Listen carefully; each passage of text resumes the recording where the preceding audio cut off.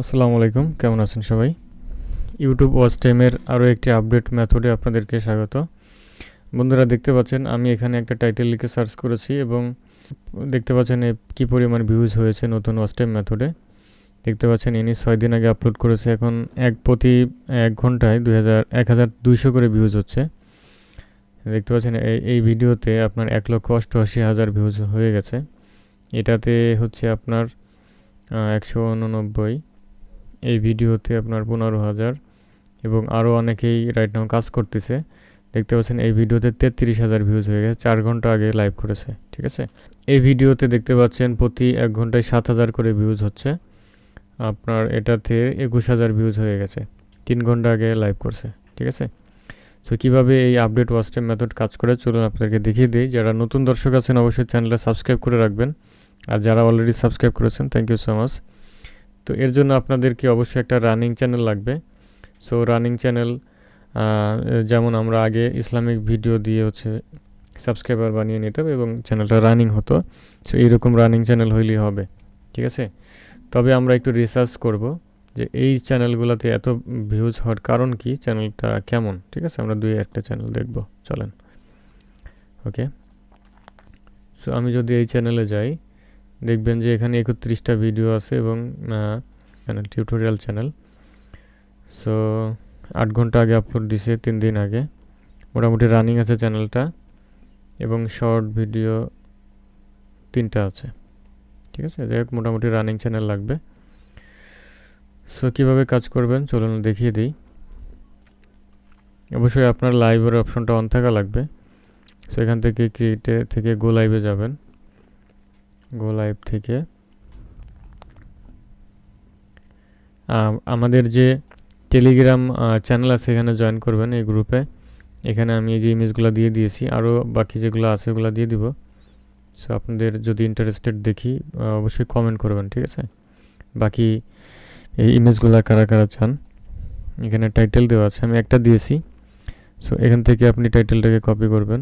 ওকে, copy করার পর এখানে ডিফল্ট আপনার চ্যানেলের নাম অনুযায়ী টাইটেল থাকবে, বাট আমাদের এই গ্রুপ থেকে ওয়াচ টাইমের জন্য এই টাইটেলটা নেবেন, নিয়ে এখানে পেস্ট করে দিবেন। ঠিক আছে, এবং নিচে যাবেন, এখানে পাবলিক থাকবে, ডিফল্ট ক্যাটাগরি থাকবে, থাম্বনেল দেওয়ার প্রয়োজন নাই, এবং ট্যাগ যদি থাকে ট্যাগগুলোকে কেটে দিবেন। ঠিক আছে, অ্যান্ড দেন সেভ। ওকে, এখন আমাদেরকে স্টিম কি লাগবে, কি নিতে হবে আমাদের লাইভ করার জন্য। So learn how to use, এই যে এখানে ক্লিক করবেন, অ্যান্ড দেন এই যে এখানে দেওয়া আছে পেস্ট দ্য স্টিম কি ইনটু ইউর সফটওয়্যার। সো এই স্টিম কিটা আমাদের সফটওয়্যারে পেস্ট করতে হবে, এর জন্য কপি করব, ডান। তো আমরা চলে যাব আমাদের ওবিএস স্টুডিওতে। সো আমরা ওবিএস স্টুডিওতে যাই লাইভ করার জন্য। ওবিএস স্টুডিওটা ওপেন করব লাইভ করার জন্য। সো এইখানে অবশ্যই আমাদেরকে এই স্ক্রিন রেকর্ডটা এটা কেটে দিই, ডিসপ্লে ক্যাপচার এটা কেটে দিই, ডিফল্ট এরকম থাকতে পারে।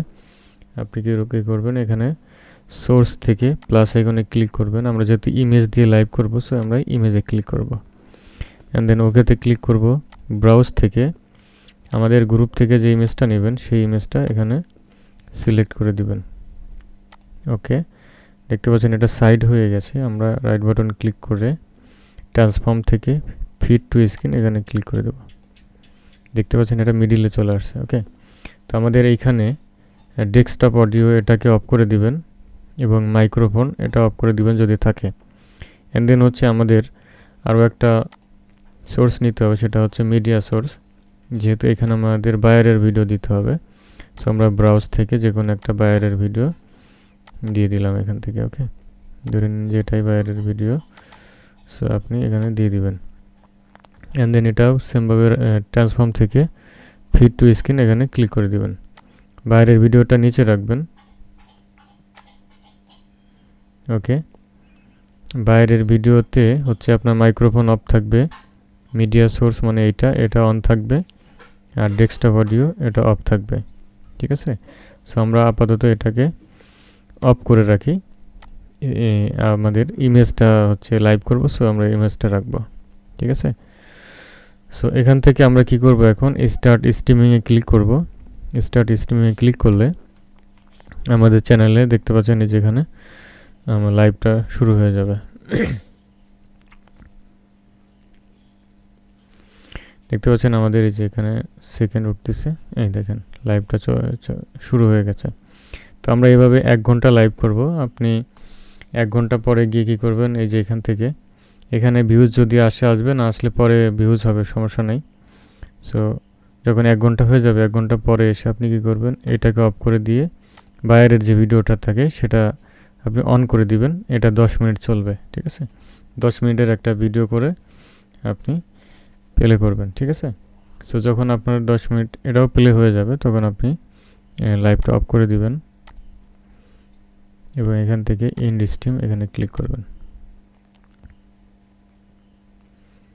ওকে, তো আই হোপ বুঝতে পেরেছেন। সো এইভাবে লাইভ করবেন, 10টার মতো লাইভ করবেন, দেখবেন এর মধ্যে 3-4টাতে ওয়াচ টাইম কমপ্লিট হয়ে যাবে,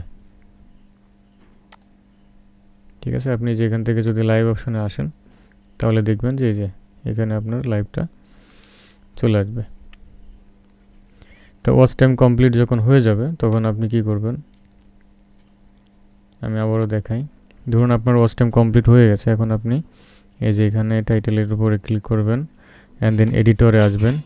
এডিটরে আসার পর এখান থেকে বাইরের ভিডিওটা রেখে এই যে ইমেজের ভিডিওটা আছে, ইমেজটা কেটে দিবেন, ঠিক আছে? এভাবে ড্র্যাগ করবেন, ড্র্যাগ করে এখানে সেভে ক্লিক করবেন, টিক মার্ক করবেন, সেভ চেঞ্জেস।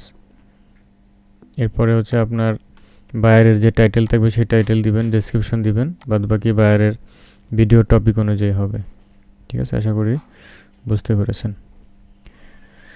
ধন্যবাদ সবাইকে। ভিডিওটি কেমন লেগেছে অবশ্যই কমেন্ট করবেন, আর পরবর্তীতে আপডেট ওয়াচ টাইমের মেথড নিয়ে আসবে ইনশাল্লাহ। ধন্যবাদ সবাইকে।